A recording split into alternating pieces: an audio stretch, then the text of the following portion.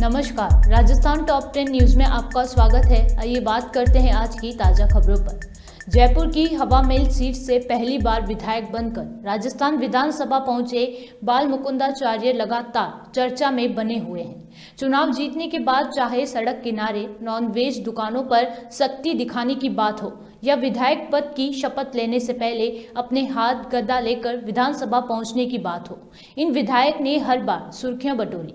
इनके कई वीडियो भी सोशल मीडिया पर वायरल होते रहते हैं।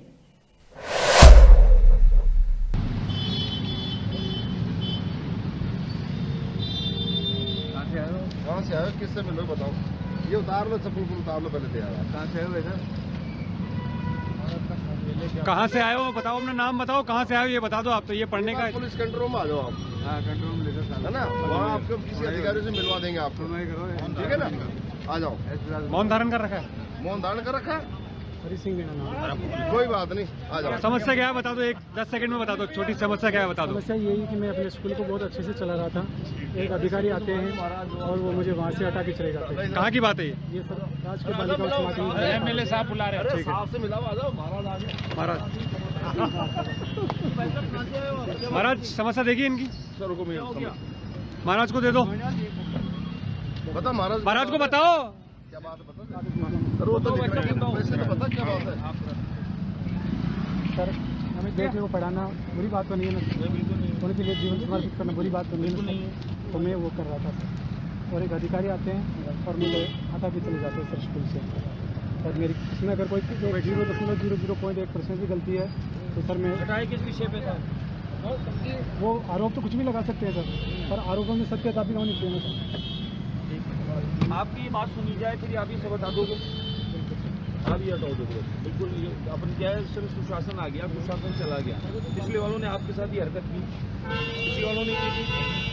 आप पढ़े लिखे आदमी हो, समझदार आदमी हो, आपको शोभा नहीं देता। ये सब पिछली सरकार की गलतियाँ थी, उस वजह से ये सब हमने भुगता है। और आप लोगों ने इस सरकार को भगाया, डिलीट किया है। आपकी बात अभी सीएम साहब के पास जाएगी और आप मेरे को नंबर दो, आपके पास फोन आ जाएगा, वापस आपको वही कर देगा, निश्चिंत रहो। शिकायत क्या थी? शिकायत होती जब तो मैं मान लेता ना सर। क्या कोई शिकायत नहीं है? नहीं, कोई शिकायत नहीं है। हो तो त्याग पत्र मेरा आज से। नहीं, आप अच्छा काम कर रहे हो, बेटियों को पढ़ाने का काम कर रहे हो, आपके साथ हूँ मैं। जीवन समर्पित किया सर हमने। ऐसा नहीं वैसा, पिछली सरकार की कमियां और गलतियाँ इन लोगों पे मत छोड़ो। मैं आपका दुख समझ सकता हूँ, आपने जो काम किया वो अच्छा किया। सर अगर देश की सेवा करना अगर अपराध है? नहीं भाई साहब, बिल्कुल नहीं, बिल्कुल नहीं है, बिल्कुल नहीं है।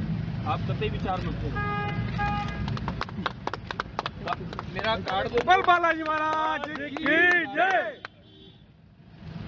पिछली सरकार की गलतियां कमियां थी और उन गलतियां और कमियों को आप निश्चिंत हो जाओ। फिर दूर करने में 2 दिन चाहिए बस। लो ये लो कार्ड, मैंने कल दिए थे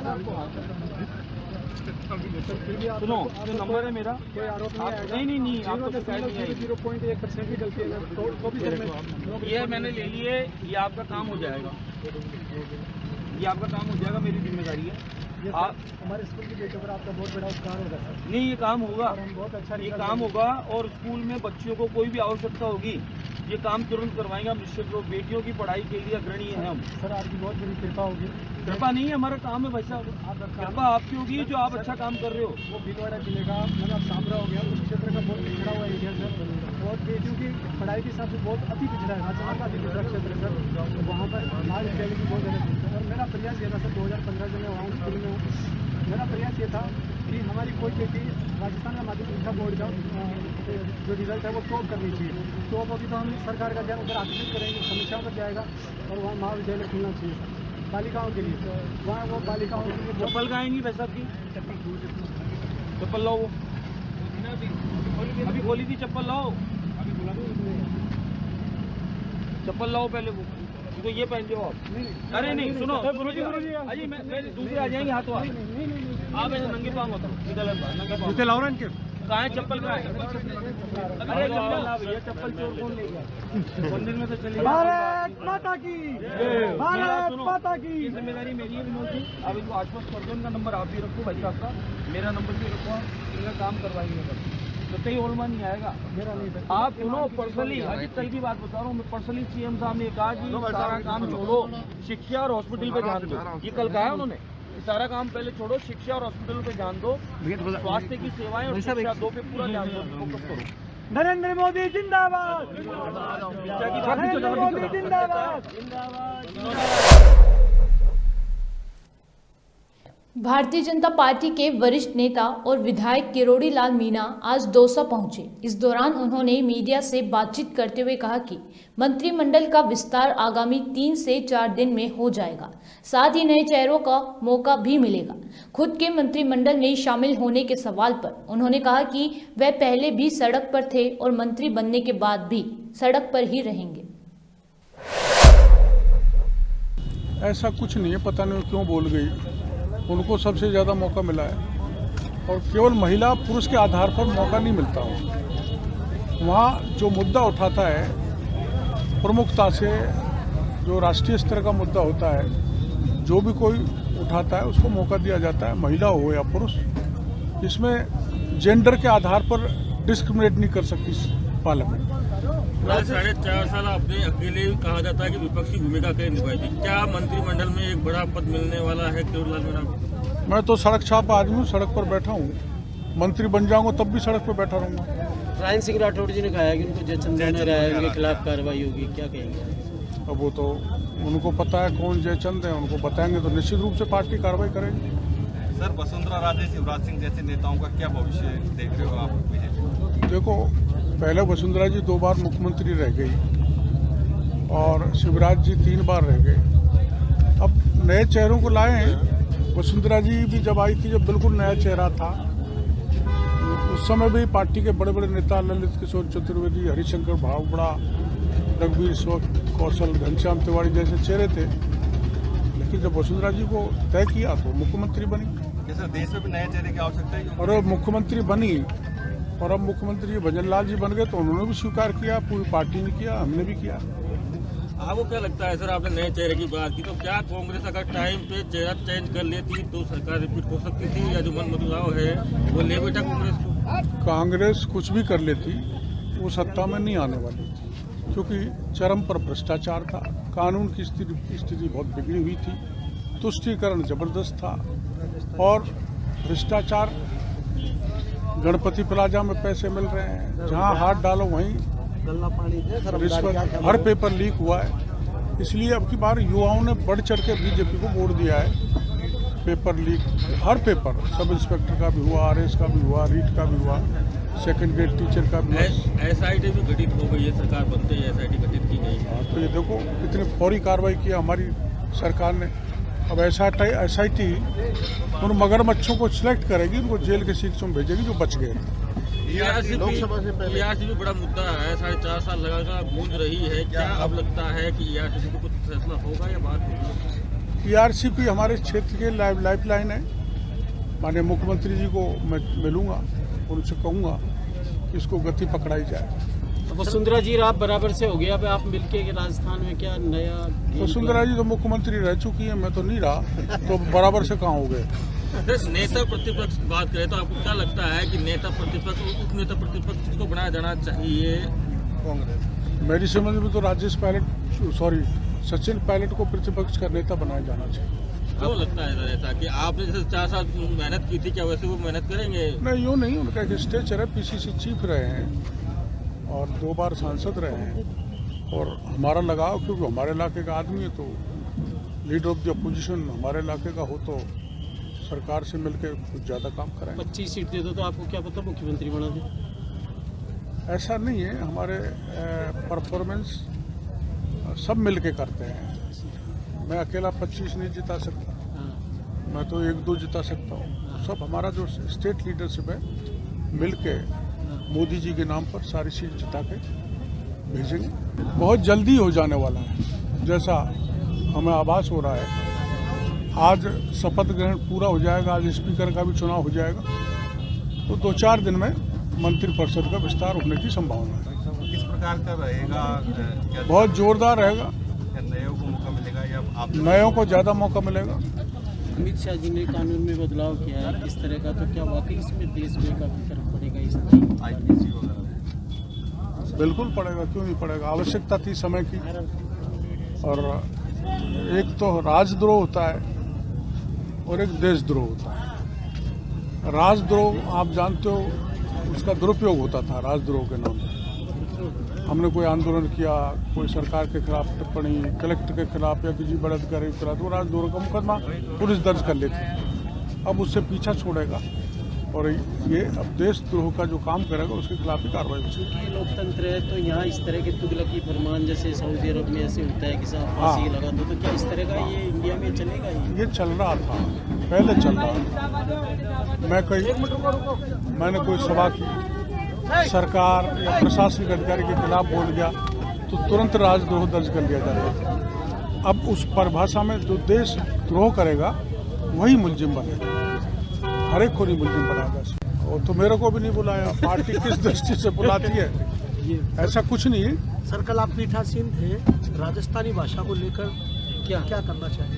देखो ऐसा है, जो कोई भी भाषा अपन संसद में बोलना चाहे या विधानसभा में बोलना चाहे, वो 8th शेड्यूल में शेड्यूल नोटिफाई होनी चाहिए, शेड्यूल्ड होनी चाहिए। तो हिंदी, अंग्रेजी और संस्कृत शेड्यूल्ड है, तो उन्हीं में शपथ ले सकते हैं, दूसरी भाषा में नहीं ले सकते। आगे मिले पाएगी मान्यता, कुछ ऐसे प्रयास किए जाएंगे? अपन पूरा राजस्थान प्रयास करेगा तो राजस्थानी भाषा 8th शेड्यूल में नोटिफाई हो जाएगी। धन्यवाद। सर, एक सवाल पूछूंगा। राजस्थानी राजभाषा को हमेशा एक मान्यता की एक बात कही जाती रही है, हमेशा मुद्दा रहा है। क्या लगता है कि अभी तक राजस्थानी मारवाड़ी भाषा है, उसको क्यों नहीं मान्यता? देखो, कुछ डिस्पैरिटीज हैं, मैं उसका विरोध नहीं करता, लेकिन मारवाड़ी हमारे यहाँ नहीं चलती। हमारे ठाडी ब्रिज की भाषा चलती है, वो हाड़ौती में नहीं चलती, शेखावाटी में कम चलती है। तो पर्टिकुलर एक एरिया है, तो पूरे उसको कैसे मतलब एक्सपर्ट कमेटी एक बनाई जाए और उस भाषा को, तो मैं तो कोई बात होगी तो सीधा ही कहूँगा तू कहाँ जा रहा है, और वहाँ कहेंगे तू कोड़ जा रहा है। तो ये फर्क भाषा का है, तो इस पर एक एक्सपर्ट कमेटी बैठा के राजस्थानी भाषा को शेड्यूल में जोड़ना चाहिए।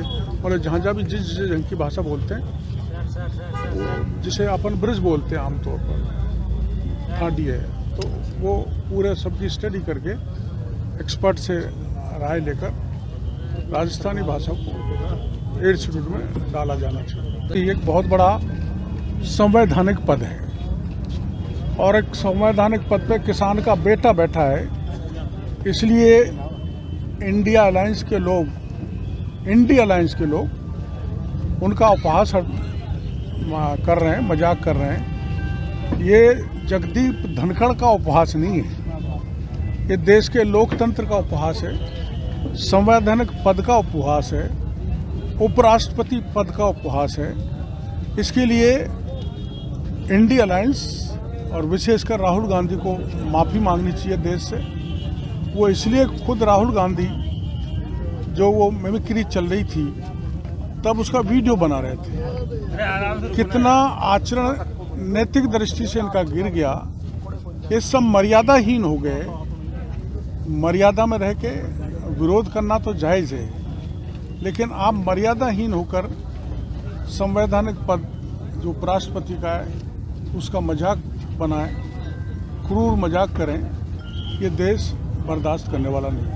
सांसदों को निलंबित करने के लिए काफी राजनीतियां हो रही है, आरोप प्रत्यारोप लगातार जारी है। देखो, मैं अगर सदन में, चाहे वो अपर हाउस हो राज्यसभा, चाहे लोअर हाउस हो लोकसभा, उसमें आचरण ठीक ही नहीं करूँगा तो ये सभापति और स्पीकर को अधिकार है उसको सदन से बाहर करने का।